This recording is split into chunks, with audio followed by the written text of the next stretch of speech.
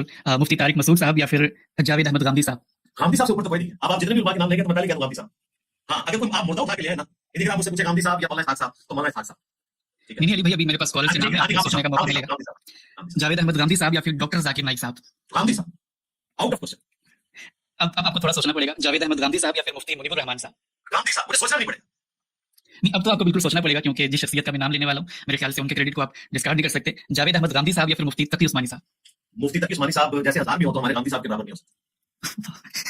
अली भाई, इतनी गांधी साहब से मोहब्बत, इसके पीछे राज क्या है? आपने मुफ्ती तकी उस्मानी साहब की इस्लामिक बैंकिंग। गांधी साहब से इल्मी मोहब्बत है। हम कहते हैं रुको जरा, सब्र करो, आगे चल। रात को वो रिकॉर्डिंग हुई ना, तो मुझे हमारे एक भाई ने कराची से फोन किया, आपने गांधी साहब के बारे में बड़े सख्त जुमला बोल दिया, वही वाला ना।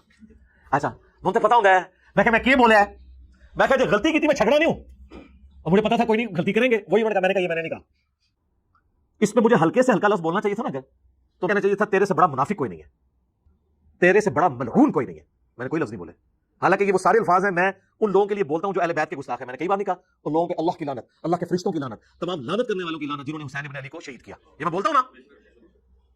तो मुझे शेखैन के बारे में नेगेटिव वर्डिक्ट देने वाले के बारे में ये सारे जुमले बोलने चाहिए थे कि उसमें अल्लाह की लानत, अल्लाह के फरिश्तों की लानत, तमाम लानत करने वालों की लानत, जो किसी मजलिस में खुलफा राशिदीन को क्रिटिसाइज करे और उसके मुकाबले पे बनु उमैया के एक बंदे को ये कहे कि पूरी उम्मत उसकी मशकूर हो, ये कहना चाहिए था ना। इसके मैंने सबसे नरम लफ्ज बोला, मैंने कहा उस शख्स के जाहिल और जड होने के लिए यही काफी है। सरकार प्लेनेट अर्थ पे इससे कोई नरम लफ्ज मौजूद है ना ऐसे शख्स के हक में, मुझे तो कहना चाहिए था ईरान के टुकड़ों पे पलने वाला राफजी जानवर जो शेखैन पर भौंकता है, हाँ, सोदिया के टुकड़ों पे पलने वाला नासबी जो बनु उमैया को अपलिफ्ट कर रहा है।